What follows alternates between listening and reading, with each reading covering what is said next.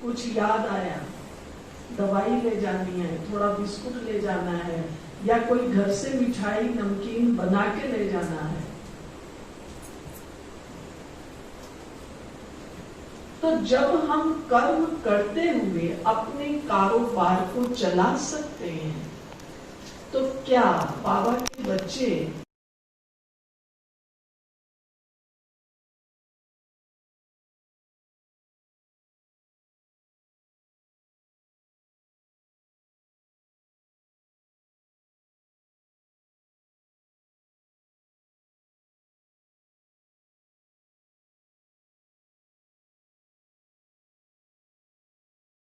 ये स्मृति पक्की है। जैसे वो स्मृति पक्की थी ना, मुझे कल परसों जाना है, वो स्मृति पक्की है। योग में बैठे हैं तो भी हमारा तैयारी है कि नहीं। और को हो सकता है कुछ योग में बैठे बैठे भी आपको याद आ जाए, आप कहेंगे घर जाके मुझे ये चीज जरूर अटैची में रखनी। लेकिन कारोबार करते हुए कभी कभी हमें ये नहीं याद आता है बाबा स्वर्ग में ले चल रहा है, तो मुझे अपनी इस कमजोरी को भी निकालना है। आता है याद? बाबा ही याद नहीं आता, बड़ी मुश्किल से याद करते हैं। जब कुछ हो जाता है तो कहते बाबा, बाबा कहता हाँ बच्चे मैं तो यही हूं, तू कहाँ है? अब फंस गया तो कहता बाबा, बाबा कहता बोलो बच्चे, बाबा का हाथ पकड़ो।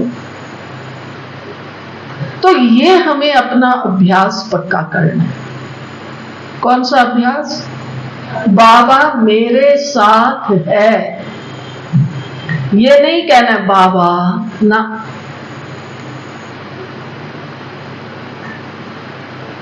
अपन दो लोग बात करते हैं, दो फ्रेंड्स हैं, माँ बाप हैं, बच्चे हैं, दो बहनें हैं, भाई बहन हैं, कहना थोड़ी पड़ता है बहन जी या भाई जी। काम भी कर रहे हैं, कोई काम, कोई बात कहनी है, कोई प्लानिंग करनी है, अपन कहते हैं भाई अपन को ऐसे भी करना है, ये भी करना है, ये भी करना है। भाई बहन कोई बड़ा हो चाहे छोटा हो, क्योंकि हमारी बुद्धि में है ये मेरा भाई है, ये मेरी बहन है, ये मेरे माँ बाप हैं, निश्चय है। हम कहते हैं बाबा में हमें निश्चय है, लेकिन हम बाबा को वैसे साथी बना के नहीं रखते हैं। निश्चय ये है कि अब मुझे क्लियर हो गया, पहले क्लियर नहीं था भगवान कौन है, अब क्लियर हो गया शिव बाबा है, परम धाम में रहता है, सत्युग में ले चलने आए। ज्ञान की क्लैरिटी है, लेकिन अंदर में ज्ञान का निश्चय हो वो नहीं है। कई बार आप देखेंगे कई भाई बहन जब बाबा के घर से जुड़ते हैं, नए नए आते हैं, कई बार आने के 2-4 महीने बाद, साल बाद ज्ञान का उमंग होता है उनको, पर मान लो घर में कोई 1-2 ऐसी कठिनाइयां आ गई, कोई बीमार हो गया, कोई मर गया, लोग कहते हैं देखा तूने भक्ति छोड़ी है ना, तो तुम्हारे घर में मुसीबतें ही मुसीबतें हैं। वो भाई बहन फिर पूछते हैं दीदी लोग ना ऐसे कह रहे हैं तुमने भक्ति छोड़ दी ना, तुमने व्रत रखना छोड़ दिया ना, तुमने ये करना छोड़ दिया ना, इसलिए तुम्हारे साथ ऐसा। तो क्या करें, क्या करें? बोलिए, होता है ना ऐसे, कॉमन बात है। अब और लोगों के जिनके घरों में कठिनाइयां आ रही हैं, क्या वो ज्ञान में चलते हैं? सारी दुनिया ज्ञान में चल रही है क्या? जो ज्ञान में नहीं चलते उनके घर में कोई बीमार नहीं होता, बिजनेस में घाटा नहीं होता, कोई जवान बुढ़ा मरता नहीं है क्या? यह तो दुनिया का एक साइकिल है, इसको तो चलना ही है। केवल अंतर इतना है, पहले हमें ज्ञान नहीं था, अंधविश्वास था, फिर भागते थे, गुरु से पूछे, पंडित से पूछे, टोटका करे, ये करे। अब हम इन सब बातों से छूट गए हैं। अब हमें समझ है मेरे कर्मों का ये हिसाब किताब है, आया है, मुझे बाबा को याद करना है। हम लोग जब शुरू शुरू में ज्ञान में आए, बहुत साल पहले की बात है, एक भाई था, ज्ञान में आया तो 5-6 महीने के बाद ही उसका, पहले तो उसका बिजनेस थोड़ा ठंडा हो गया।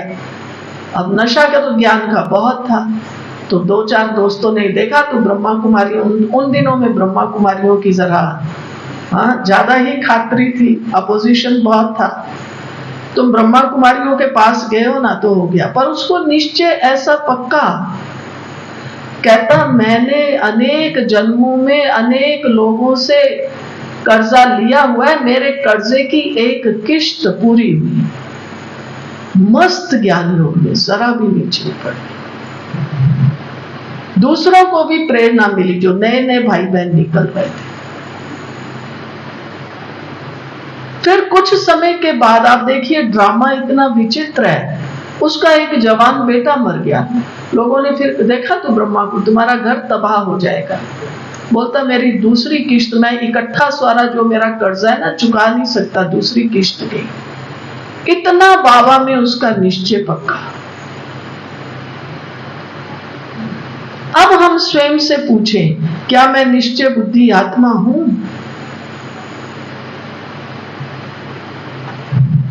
हम तो जरा सी बात में डामाडोल हो जाते हैं। बीपी हाई हो गया, कोई कहेगा अरे लहसुन खाएगा ना तो तेरा बीपी ठीक हो जाएगा। तो दुनिया में जो लोग लहसुन खाते हैं उनका बीपी हाई नहीं होता क्या? क्या विचार है? उनका बीपी हाई नहीं होता? भाई जरा पूछिए ना, एक सर्वे कर लेना हॉस्पिटल में, जो यहाँ का कोई बड़ा हॉस्पिटल हो, चले जाना, पूछिए ना जिनके बीपी हाई हैं वो लहसुन खाते हैं या नहीं खाते हैं। अपने संकल्पों की दृढ़ता। अब आप देखो भक्तों को, ध्रुव प्रहलाद, क्या हुआ था उसके साथ? होलिका लेके बैठ गई ना गोदी में, फिर क्या हुआ? फिर क्या हुआ? कौन जला?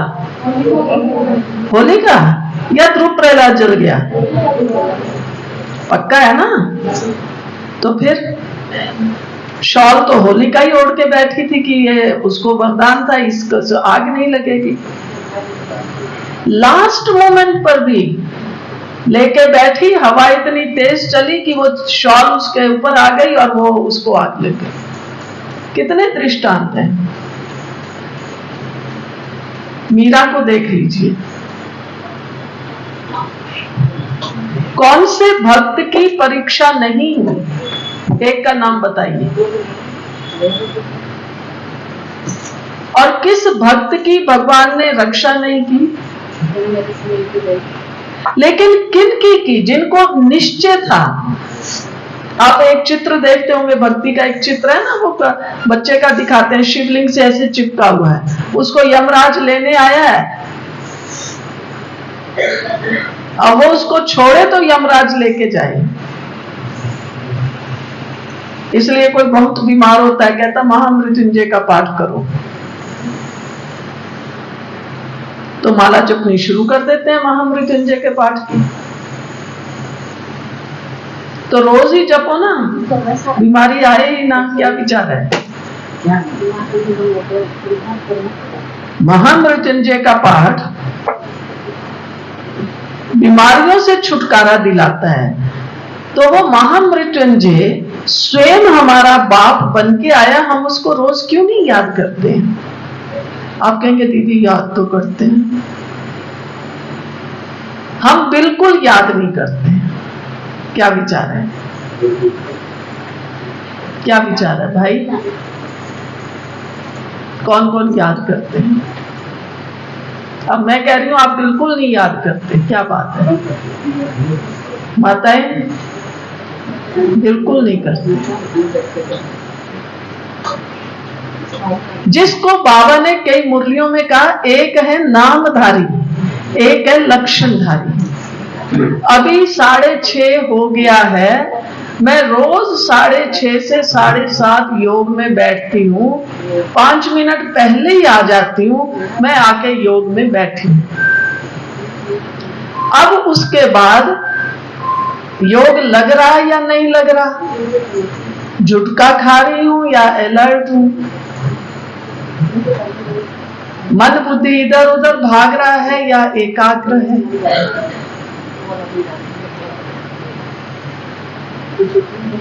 तो अगर योग लग नहीं रहा लेकिन मैं योगी बनकर बैठी हूं तो नामधारी हुई ना। सब देख रहे हैं, अरे ये बहन जी तो बहुत पक्की है, 6:30 से योग होता है, 5 मिनट पहले ही क्लास में आके बैठ जाती है। और हम देखते हैं 7:30 तक बिल्कुल हिलती नहीं, इधर नहीं इधर नहीं, ऐसे बैठी रहती हैं, झुटका भी नहीं खाती। अच्छा, फिर मन और बुद्धि का क्या हाल है? मन बुद्धि कहाँ कहाँ गया, चेक करो अपना। हमारी ये सूक्ष्म तपस्या है, मेरी एकाग्रता कितनी है।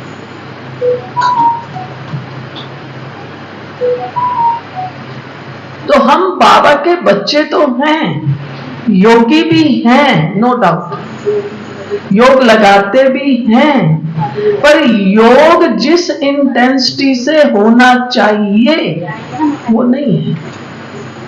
अगर तो आ गया कोई पेपर, घर में कुछ हो गई गड़बड़, कोई बीमार हो गया, कुछ और हो गया, बाबा इस गुरुवार को तो मैं भोग, बहन जी को भी फोन करेंगे, बहन जी इस गुरुवार को ना मेरी तरफ से अच्छा सा भोग लगाना, मैं आऊंगी, पैसे दे दूंगी। बाबा बस ये नहीं होना।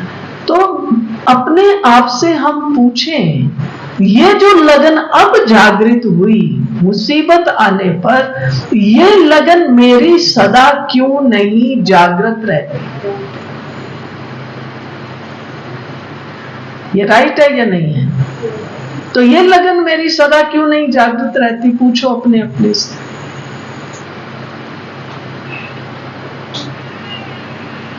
आज मेरी लगन जागृत हुई और मैंने कहा बाबा मैं गुरुवार को भोग भी लगाऊंगी।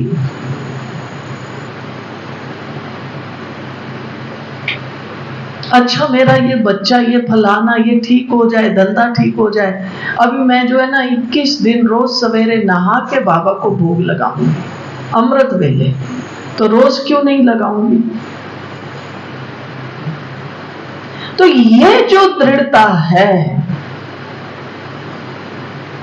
ये जो लगन है, ये हमारी समय प्रति समय बदलती क्यों रहती है? इसलिए बाबा कहते हैं बच्चे अपने संकल्पों को श्रेष्ठ बनाएं। ये संगम युग की घड़ियां हैं ही। कौन सी घड़ियां हैं? पद्मा पदम पति बनने की। अब अपने को देखो, मेरे को निश्चय है मैं पद्मा पदम पति बनने वाली हूं। वो भाग्य विधाता मेरा बाबा है।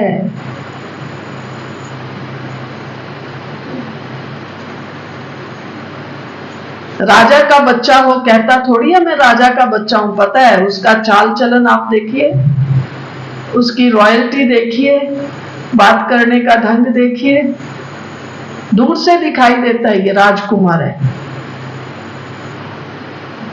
हम लोग जयपुर में रहते हैं ना, वहां जयपुर के का भी राजकुमार है। आसपास और छोटे छोटे स्थान हैं, वहां के भी राजकुमार हैं। आते हैं ना, आप उनका ढंग देखिए।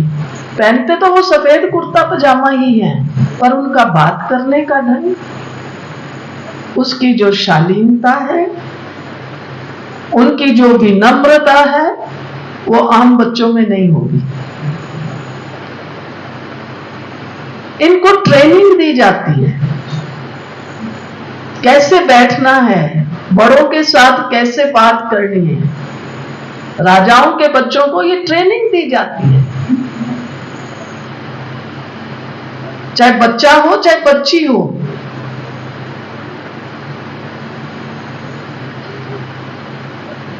यहां तक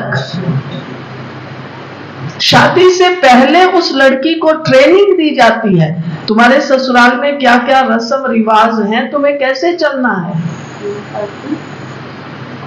चम्मच कैसे रखना है, कैसे खाना है, सब ट्रेनिंग दी जाती है। और हम क्या करते हैं, हमें कौन सी ट्रेनिंग है हमें ट्रेनिंग? बस गए घर में, भाग 8 बज गया, आज तो देर हो गई, हम तो 7:30 खाना खा लेते हैं, चलो लाओ जल्दी जल्दी डालो। राजाओं के घर में ऐसा नहीं चलेगा। उनको सबसे पहले यही गुण सिखाया जाता है, धैर्यता। धैर्यता, मेरे अंदर धैर्यता हो। हम हैं धैर्यवत। हम तो जरा सी बात में ही घबरा जाते हैं। कारण क्योंकि हम दूसरों को देखते हैं, दूसरों से कंपेयर करते हैं। राजाई कुल का होगा ना, वो किसी की तरफ आंख उठा के नहीं देखता है, क्योंकि उसके अपने ही महल में बहुत कुछ है। और हम तो जहां भी जाएंगे ना, वहां देखेंगे इन्होंने सोफा कैसे रखा हुआ है, सोफे का कवर कौन सा है, अच्छा ये फोटो कहां से ली है, वो लोग नहीं देखते हैं।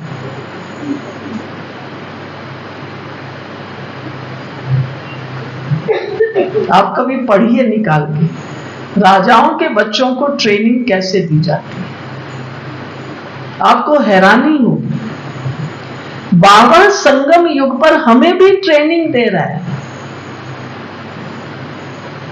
ब्राह्मणों की सबसे पहली training, purity is royalty.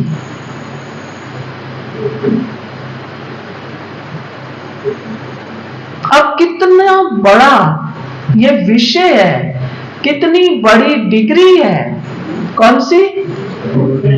Purity. हम इस पर कितना मनन चिंतन करते हैं।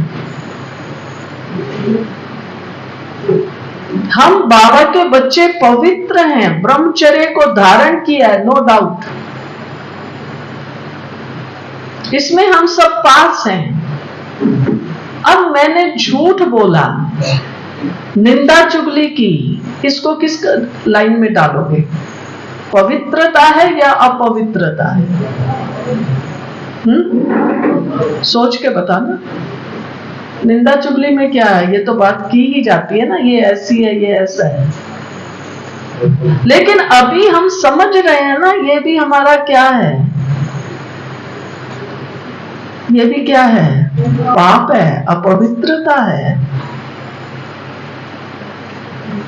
ब्रह्मचर्य का पालन कर रही हूं, लेकिन मेरा पाप कौन कौन सा बन रहा है, मैं उसके लिए खबरदार हूं।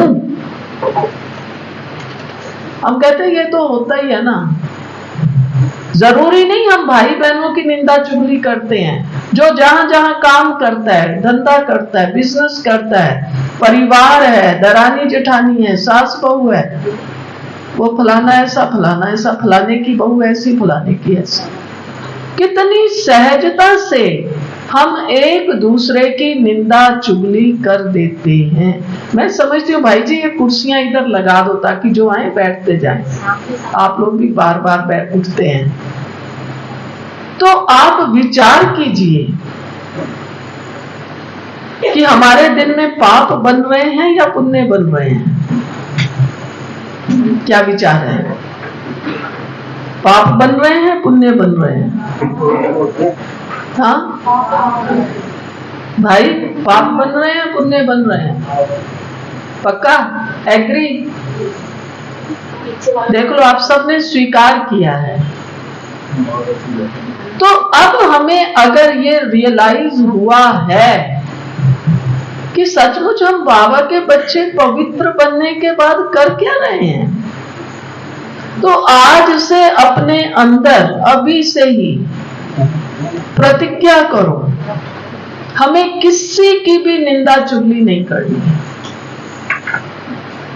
चाहे ज्ञानी है या अज्ञानी है।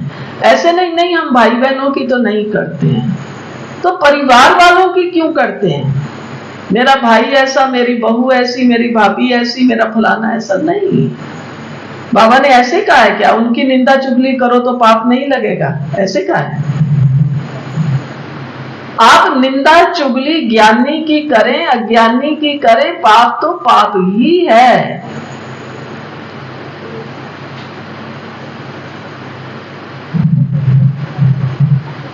तो हमारा बाबा के साथ प्यार कैसे जुटे? जब हम ये प्रतिज्ञा करें, और रोज करनी होगी। आज सुना तो आज तो आपको लगा कि हाँ बहन जी ने बड़ी गहरी बात सुनाई, फिर यहां से उठ के जाएंगे, फिर घर जाएंगे, फिर वैसे के वैसे। नहीं, मैंने कौन सी राह पकड़ी है? मैं देवता बनने वाली आत्मा हूं, पक्का। मुझे निंदा चुगली नहीं करनी, ना करनी है ना सुननी है। बहुत से भाई बहन फिर बड़ी आसानी से कहते हैं, दीदी हम करते तो नहीं है, पर कोई कोई आके हमें सुना देते हैं।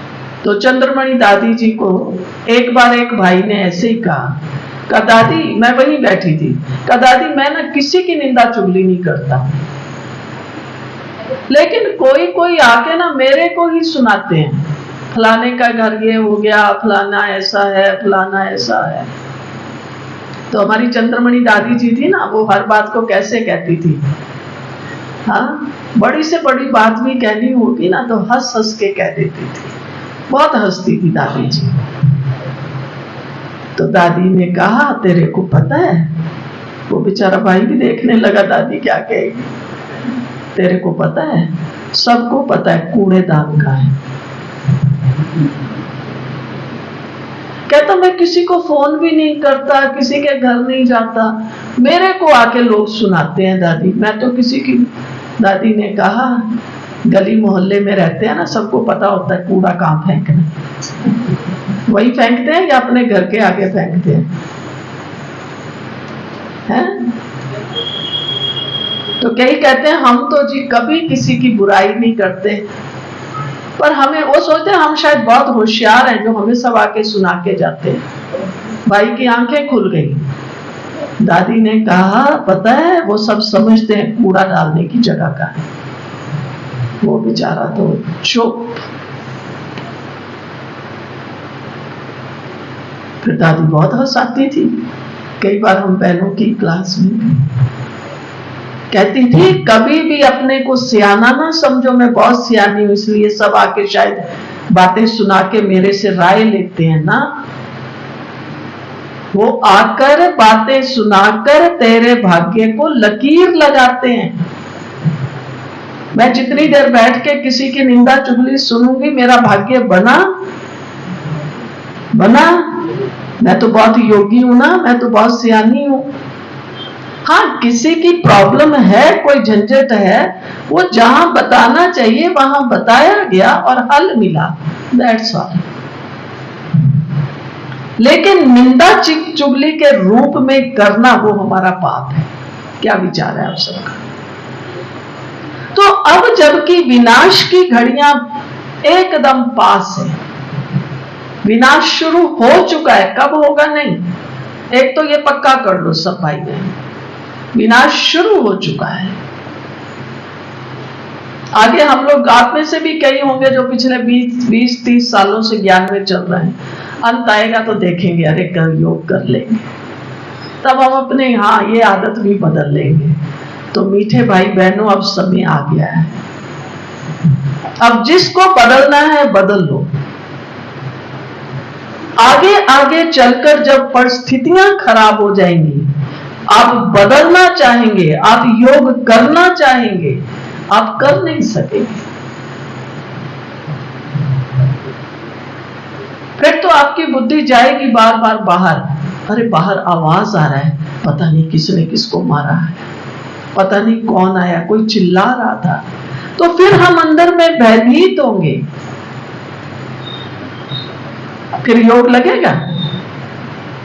लगेगा? वैसे भी आप देखिए, जब कोई एकदम बीमार होता है उसको शिव बाबा याद आता है? दादियों की बात छोड़िए, दादियों को तो हमने करीब से देखा, चाहे गुलजार दादी, दादी जानकी, एकदम कुछ भी है, बस बाप, उनका चेहरा ही देखो।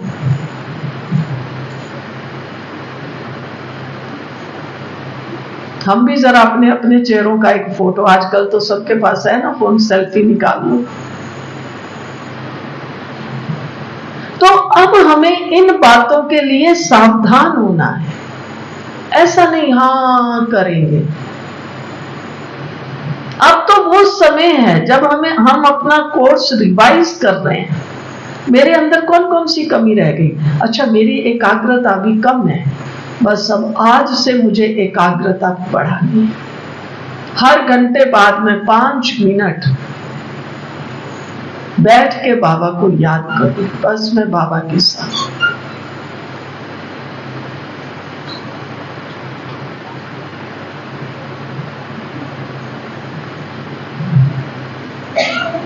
तो कोई तो नियम बनाएंगे तब तो हमारी शक्ति बढ़ेगी। क्या विचार है? सारा दिन खाना पीना, काम करना, मोबाइल चलाना, मैसेज देना, मैसेज लेना, फिर योग कब करना है? योग कब करना है? आजकल तो मोबाइल की इतनी बड़ी एडिक्शन है जो बात मत पूछो। बच्चा हो, बूढ़ा हो, जवान हो, लगा हुआ है उसी में, बस उंगली हर घड़ी देखो ऐसे ऐसे ऐसे ऐसे चल रही। अब मेरी ये ऐसे ऐसे वाली उंगली ऐसे कब होगी? बस बाबा को याद करना है, बस बाबा को याद करना है। तो अभी मुझे अपने एक एक संकल्प को सफल बनाना है। मेरा कोई भी संकल्प साधारण संकल्प ना हो, ईर्ष्या द्वेष का ना हो, बदले की भावना का ना हो, तेरे मेरे का ना हो, निंदा चुगली का ना हो। हर संकल्प कैसा हो? कैसा हो बोलिए? शुद्ध हो और पवित्र हो और जी शुभ भावना का हो और शुभकामना का हो। और बनाइए लिस्ट, मेरा हर संकल्प कैसा हो? सकारात्मक हो और श्रेष्ठ हो और जी कल्याणकारी हो और सतोप्रधान हो और रहम की भावना का हो। और मेरा हर संकल्प वरदानी संकल्प है, हर संकल्प आशीर्वाद का संकल्प, हर संकल्प कल्याण का संकल्प। बाबा ने तो मुझे क्या बनाया है? विश्व कल्याणी ना। मैं वरदानी मूर्त आत्मा हूं। तो वरदानी का हाथ, वरदानी के नयन कैसे होते हैं? अगर आपको हम कहें कोई वरदानी बन के, वरदानी वाले का हाथ ऐसे होगा ना, ऐसे। ठीक है, मैंने ठीक किया, ठीक किया। नयन भी कैसे होंगे? एकदम ऐसे। कोई भी मूर्ति देख लो, चाहे गणेश जी देख लो, चाहे दुर्गा सरस्वती देख लो, लेकिन हमारे नयन कैसे होते हैं?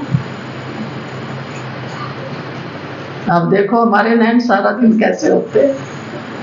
इसको तो मैं पसंद है, वो कोई जिसको पसंद नहीं करती ना, मैं इसको होता है, नहीं होता है, ये तो मेरा दुश्मन है। ऐसा दिखाएंगे अपने को बिजी, जैसे मैंने देखा ही नहीं, इतना लंबा चौड़ा व्यक्ति 6 फुट का, वो आके कहता है नमस्ते जी। कहते हैं अच्छा, मैंने तो आपको देखा ही नहीं। कहता हाँ, इसीलिए मैंने सोचा मैं ही नमस्ते कर लेता हूँ। होता है, नहीं होता है? और हाथ हमारा ऐसे की बजाय हर घड़ी, हाथ कैसे है? ऐसे की बजाय, इसका मतलब पता है ना?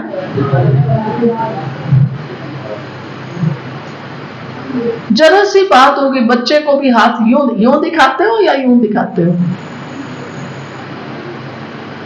आप देखिए मेरी कर्म इंद्रियां पाप कर रही हैं, पुण्य कर रही हैं।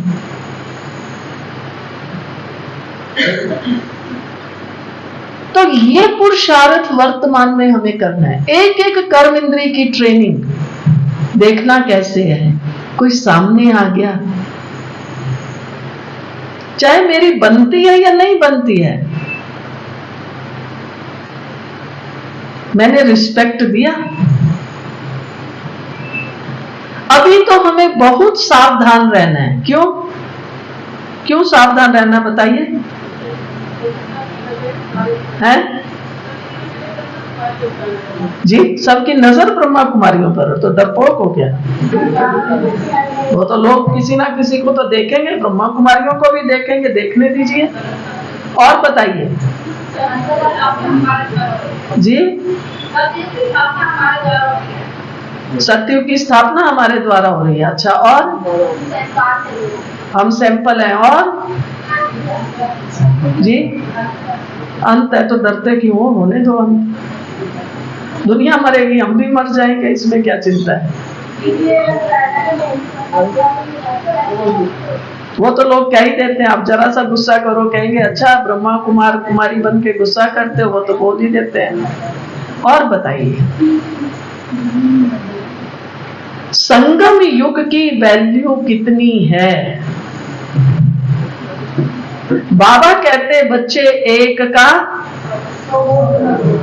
100 गुना। तो भाई ये तो शेयर की मिनिमम बोली है, यहां से शुरू होता है 100 से। तो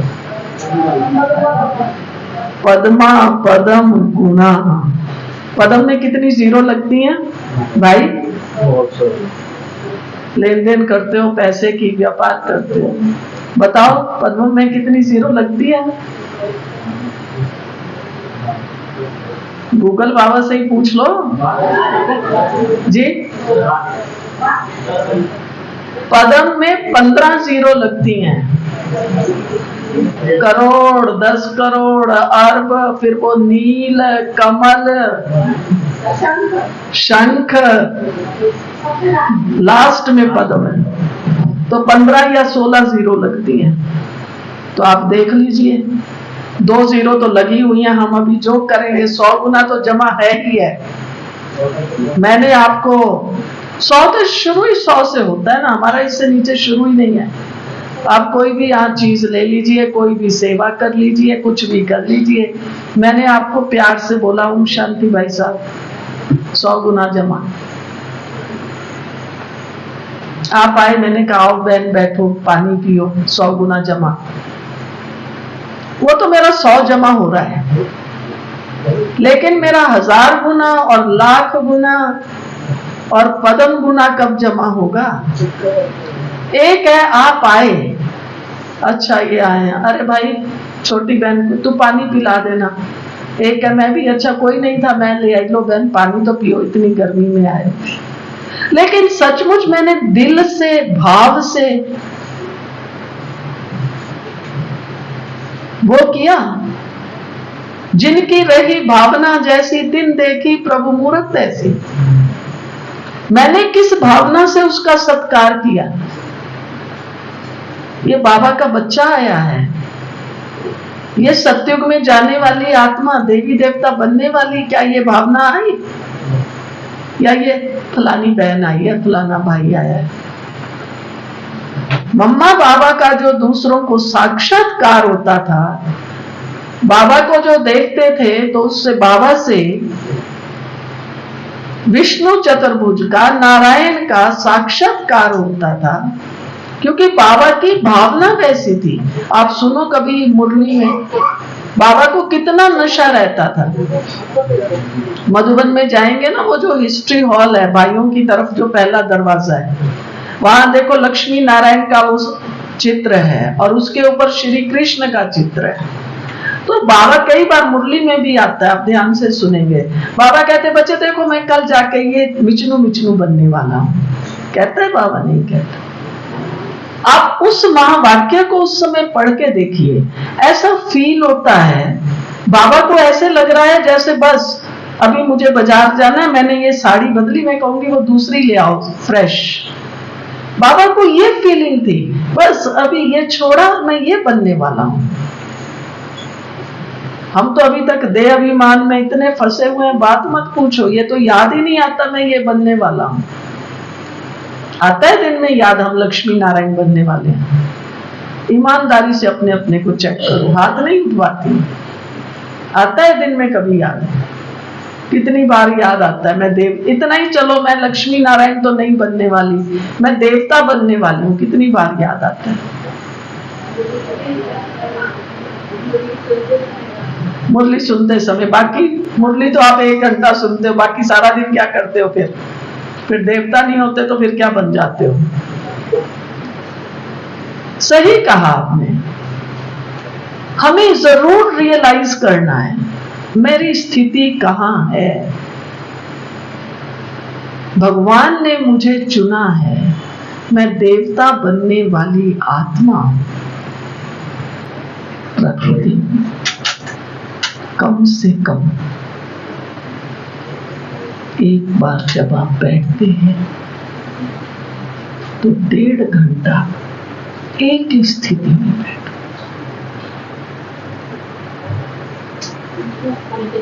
सवेरे बैठो चाहे शाम, ऐसा नहीं है कोई कह लिया हम तो अमृत वेला नहीं कर सकते, कोई बात नहीं, आपका अपने आप होगा। बाबा का गीत चलाओ अच्छा सा, और एकदम एक संकल्प में स्थिर हो जाओ। अनेक संकल्प नहीं, एक ही संकल्प, कोई भी आप ले लो। ऐसा नहीं जो बहन जी ने, अब मेरे को तो याद ही नहीं रहा दीदी ने कौन सा करा। आप अपने मन का भाव, योग है भाव और भावनाओं को शुद्ध और शक्तिशाली बनाने की विधि।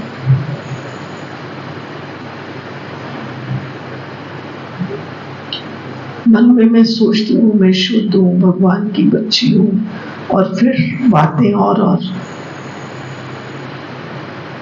तो केवल संकल्प नहीं, लेकिन भाव और भावना का शुद्धिकरण और शक्तिशाली। हमारे अंदर और कोई भावना है ही नहीं। बाबा कहता है ना, शुभ भावना का दान दो।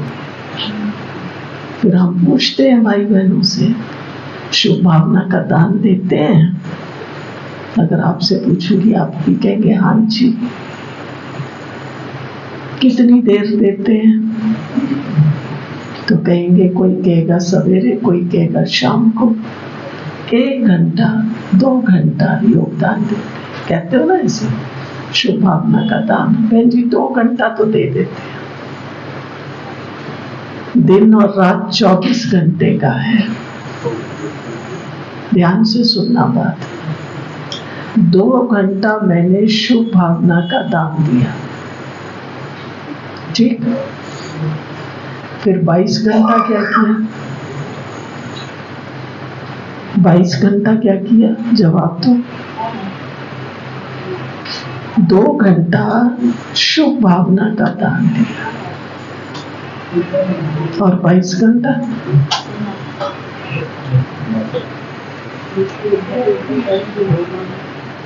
22 घंटा क्या किया? अगर हम सोचते हैं हम 2 घंटा शुभ भावना का दान देते हैं, बुरा नहीं मानना, हो ही नहीं सकता। हमें क्या बनना है? जैसे आपने देखा होगा पहाड़ों में झरने निकलते हैं ना पानी के, बहुत कई बार तो बहुत थोड़ा थोड़ा पानी निकल रहा होगा, और आगे जाके देखो तो बहुत अच्छी धार भी हो जाती है। नदियां सूख सकती हैं, पानी कम हो, झरना जो है ना वहां हमेशा बहता ही रहेगा, चाहे थोड़ा हो बहता रहेगा। ऐसे ही मैं आत्मा भी जब तक शुभ भावना का झरना ना बन जाऊं तो शुभ भावना का दान नहीं दे सकती। निरंतर शुभ भावना का प्रवाह चलता है। परिवार हो, लौकिक हो, अलौकिक हो,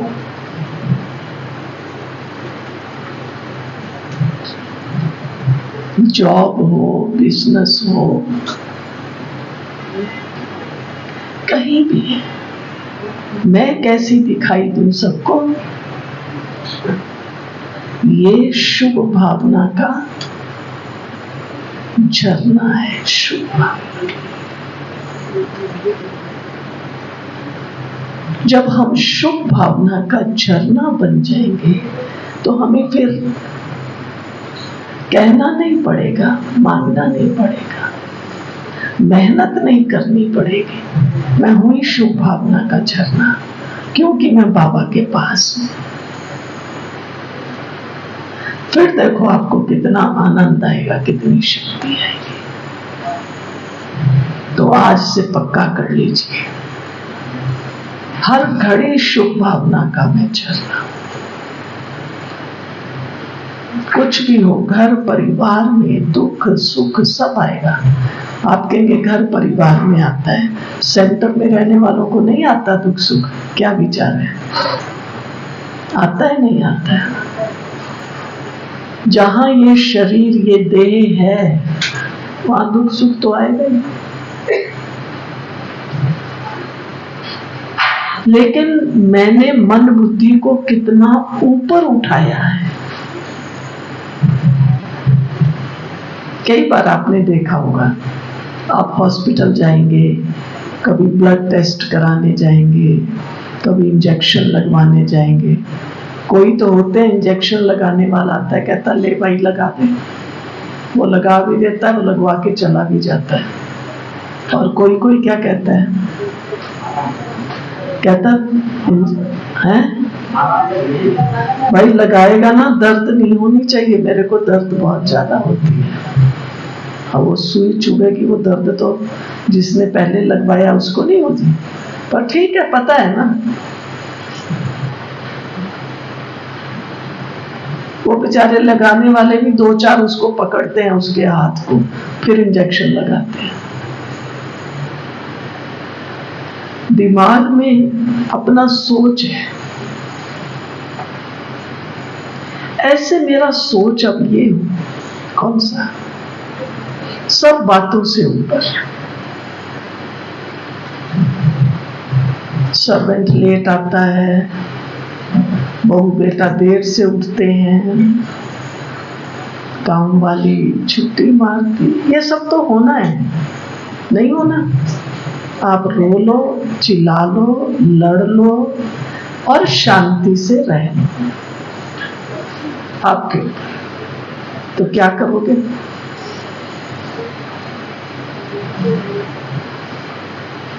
अपने आप को पाठ पढ़ाओ, मुझे डिस्टर्ब नहीं होना है। क्या बोला?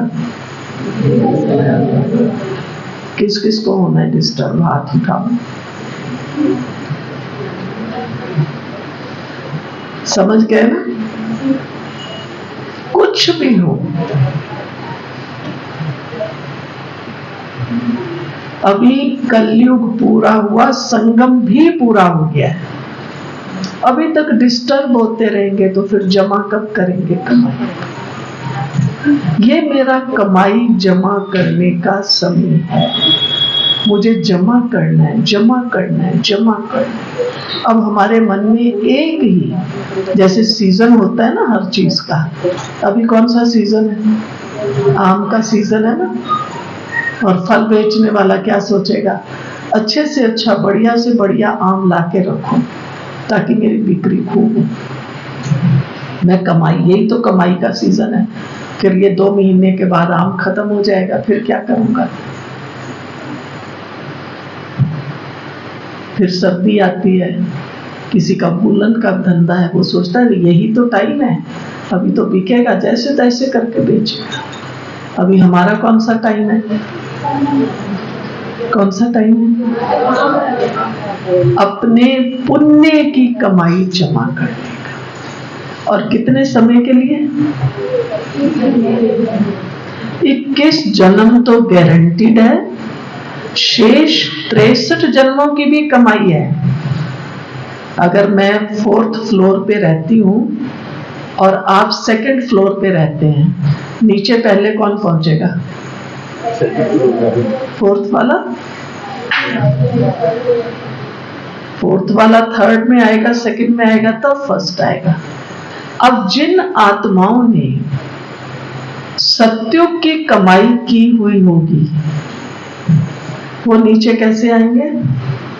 पहले वो आएंगे, या जिनके जन्म 40-50 होंगे वो आएंगे? समझ आई बात? हम तो धीरे धीरे धीरे धीरे नीचे उतरेंगे। अब वो जो आत्माएं द्वापर कलयुग से आएंगी, उनमें ताकत है ही नहीं। जैसे आजकल के बच्चे देख लो, आपके घर में अगर थोड़े बड़े बच्चे हों, 15, 20, 22 साल के, आप उनको कह रहे तुम चलते ही नहीं, सैर नहीं करते, हम लोग तो ऐसे करते, वो कहते हैं आपने देसी घी खाया हुआ है। कहते हैं हम तो तेल वाले हैं। उनको पता है हम कमजोर क्यों हैं और आप ताकत वाले क्यों हैं। और आपके घर में अगर आपसे भी बड़े होंगे, आपकी सास वगैरह, नानी दादी, वो क्या कहती हैं? तुम्हारे में तो ताकत ही नहीं है, हम तो इतना करते थे। तो ये बाद की आत्माओं में ताकत नहीं है। हम सत्युगी आत्माओं में ताकत है, और वो ताकत बाबा अभी भर रहे हैं। अभी जितना शक्तिशाली बनेंगे, तो समय तेजी से बदल रहा है। इसलिए मुझे क्या करना है? क्या करना है? कमाई तेजी से करनी है। यही कमाई का सीजन है। अगर अभी नहीं की तो ठीक। ओम शांति। किसी ने कुछ पूछना है तो पूछ लो भाई, कोई प्रश्न पूछना है तो पूछो। आनंद ही आनंद है। और माताएं, कुछ पूछना है? हाथ उठाओ, पूछ लो। किसी को अपना अनुभव शेयर करना हो, वो भी कर सकते हैं।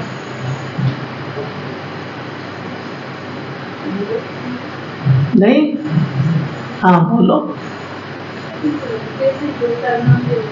जी। क्या कह रहे हैं? कमेंट्री से योग?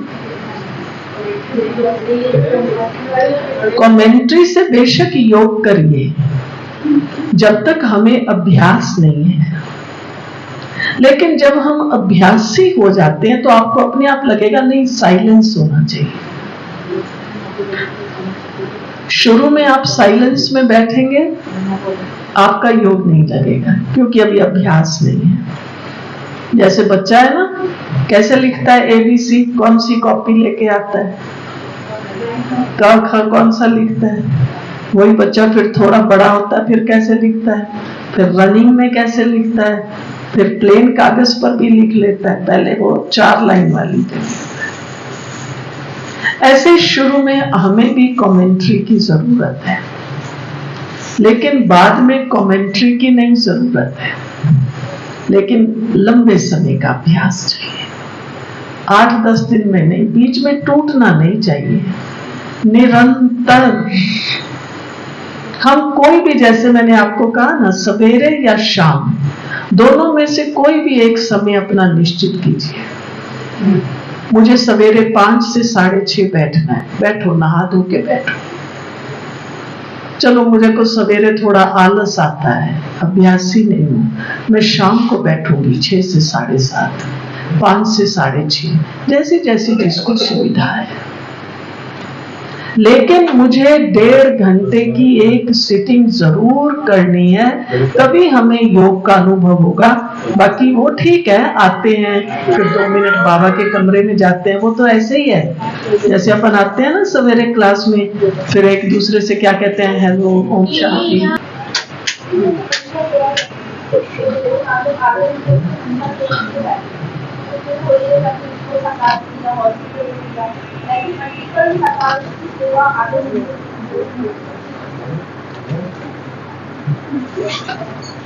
से भाई बहनें इसमें मूझ जाते हैं, कहते मैंने आज हॉस्पिटल में सेवा की, आज मैंने आर्मी वालों की सेवा की। हम मास्टर ज्ञान सूर्य हैं,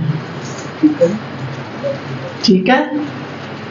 ज्ञान सूर्य बाबा और हम कौन है? अब सूर्य जब रोशनी देता है तो वो ये कहता है कि अब मैं कपड़े सुखा रहा हूं, यहाँ इनके अनाज में कीड़ा पड़ा है उसको खत्म कर रहा हूं, या खेत को मैं रोशनी, ऐसे कहता है। वो अपने फुल उस पर चमकता है। अब जिसको जहां जो आवश्यकता है वो आपे ही लेता है। वो ये नहीं कहता मैं अभी पहाड़ों पे दे रहा हूँ, यहाँ बहुत ठंड है तो इनको थोड़ी गर्मी मिले, और यहाँ गर्मी है तो इनको थोड़ा सा सर्दी ना। सूर्य का काम है चमकना। तो मैं मास्टर ज्ञान सूर्य सर्वशक्तिवान, मैं सारे विश्व में सर्व मनुष्य आत्माओं को लाइट माइट दे रही, जिसको जो चाहिए मिल रहा है। मैं बाबा के साथ बैठ, मुझे बाबा के साथ बैठना है।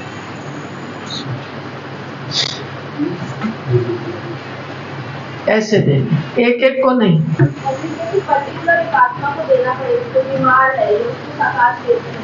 देखिए मैं इस बात पर बहुत बार सोचती हूँ, ये थोड़ा सा ऐसा विषय है, जब कोई बीमार होता है हम सोचते हैं इसको योगदान दें, और फिर अगर ठीक नहीं होता कहते हमने योग भी किया बहन जी, 1 महीना बहुत 4 जनों ने मिलकर योगदान दिया, ये ठीक नहीं हुआ। बाबा ने हमारी सुनी नहीं, फिर हमें संशय आ जाता है।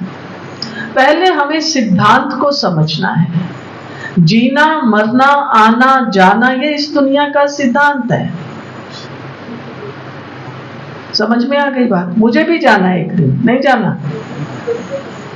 दादी जानकी कहती थी कितना जिएंगे आप अपनी अपनी प्लानिंग कर लीजिए, कितने साल जीना है।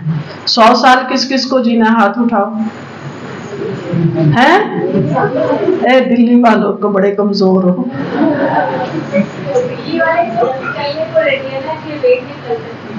नहीं नहीं, वो तो देखी जाएगी जब 100 साल कौन कौन जीना चाहता है? कोई नहीं। हे भगवान, इतना दुखी हो क्या? अब थोड़े थोड़े हाथ उठा रहे। अब जगरूप जी ने भी हाथ उठा लिया, अभी भी नीचे आ। देखिए ऐसा है, संकल्प ये है हम 100 साल जिएंगे। फिर ड्रामा में अगर मेरा पार्ट होगा कि बस नेक्स्ट सेकंड जाना है तो भी रेडी है बाबा, रेडी। यस, समझ में आई बात? लेकिन अरे शरीर नहीं चलता है, हाथ पांव नहीं, मर जाएं तो मरने के लिए आए हैं क्या हम? कोई भी मनुष्य आप किसी को भी देख लीजिए, जिसको डॉक्टर ने ना कर दिया ना, वो भी कहता है डॉक्टर साहब मुझे बचा लीजिए। वो भी मरना नहीं चाहता। मरना कोई नहीं चाहता है। जब दुखी हो जाते हैं, कर नहीं पाते, कहते मर जाएं तो अच्छा है। इसलिए हमें कितना जीना है?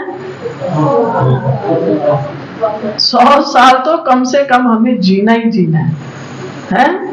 खाली मुस्कुरा रहे हैं हम, प्रोग्राम नहीं है 100 साल जीने का।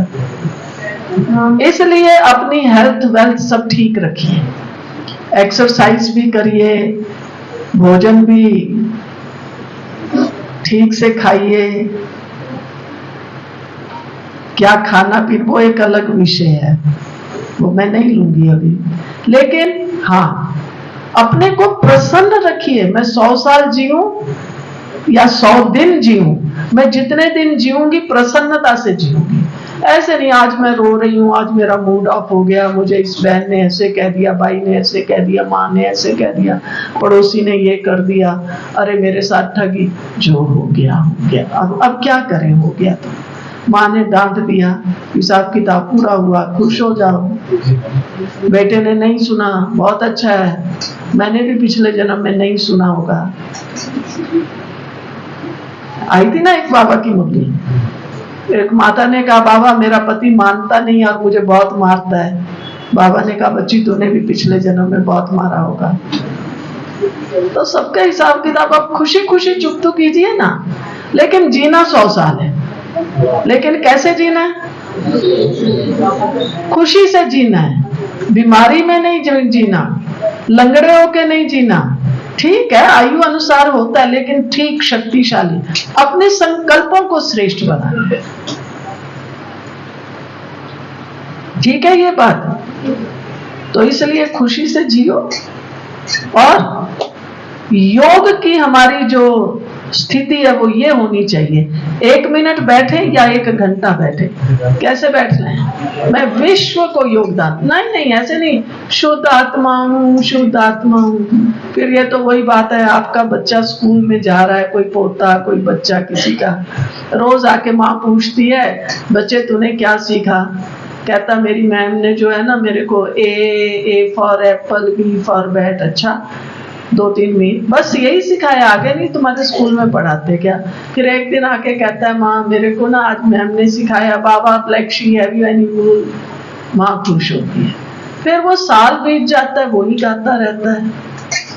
फिर एक दिन कहता नहीं आज मेरे को सिखाया ट्विंकल ट्विंकल लिटिल स्टार। फिर आप देखते हैं 2 साल बीत गए, फिर आप जाके पूछते हो ना कि भाई आप पढ़ाते नहीं क्या, बच्चे को कुछ आया नहीं, लिखना नहीं आया या ये। अब हम भी 2 साल 10 साल 20 साल 30 साल 50 साल 60 साल से कौन सा अभ्यास कर रहे हैं? कौन सा अभ्यास? मैं शुद्ध आत्मा हूँ, शिव बाबा की संतान हूँ। कमाल की बात है, आप 60 साल से यही कर रहे हो क्या? 30 साल से यही कर रहे हो? क्या हुआ? आपको टीचर पढ़ा नहीं रहा ठीक से। टीचर सबका कौन है? बाबा सबको पढ़ा रहा है। अभी तक यही कर रहे हो मैं शुद्ध आत्मा हूं? नहीं। 5 साल से ऊपर जो भी हो जाते हैं, 5 साल तक थोड़ा हमें टाइम लगता है समझने में, उससे ऊपर वालों का योग, बस मैं बाबा के साथ परम धाम में हूं और सबको लाइट माइट दे रही हूं। जैसे कहा ना, बन जाओ, ज्ञान सूर्य बनो, लाइट माइट बनो, फरिश्ता बनो। और 1 सेकंड के लिए भी बैठो तो ऐसे ही बैठो, मैं फरिश्ता, सबको लाइट माइट दे रहा।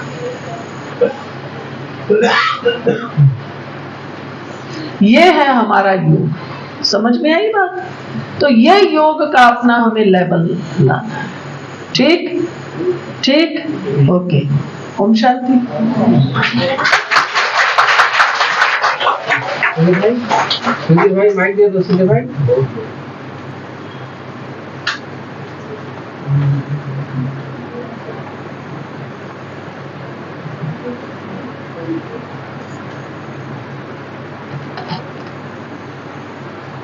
ओम शांति। हम सब बहुत भाग्यशाली नहीं, पदमा पदम भाग्यशाली हैं। दीदी जी 2 दिन से आप सबको बहुत अच्छे ज्ञान योग से रिफ्रेशमेंट किया है। उन्होंने समय निकालकर जयपुर से यहाँ तक बाई रोड गाड़ी में सफर करके आए, और जब से आए तब से आप सबके लिए उनका प्रयास रहा कि सब बाबा के प्रति योग का इंटरेस्ट बढ़ाए, सबकी स्वास्थ्य ठीक रहे और सब बाबा के लगन में कैसे मगन हो जाए, उसके लिए दीदी ने बहुत प्रयास किया। अमृत वेले से लेकर रात्रि तक कुछ लोग अमृत वेले भी आए, उसका भी लाभ लिए। मुरली भी दीदी ने सबको सुनाई बाबा की। और उसके अलावा दीदी क्लासेस भी आप सबके लिए शुक्रवार शाम से ही दीदी ने शुरू किया है। हम सब न जाने बाप दादा का कितना न भाग्यशाली रतन है, जहाँ दादी की पालना से आप सबने पले और उसका रिटर्न आपको कितना अच्छा मिल रहा है। हम बहुत खुश नसीब है। पुनः दीदी कल सवेरे वापस अपनी सेवा स्थान पर बाई रोड गाड़ी से ही जाएंगे। आप समझ सकते हैं इतने उम्र में भी दीदी एग्जाम्पल बन करके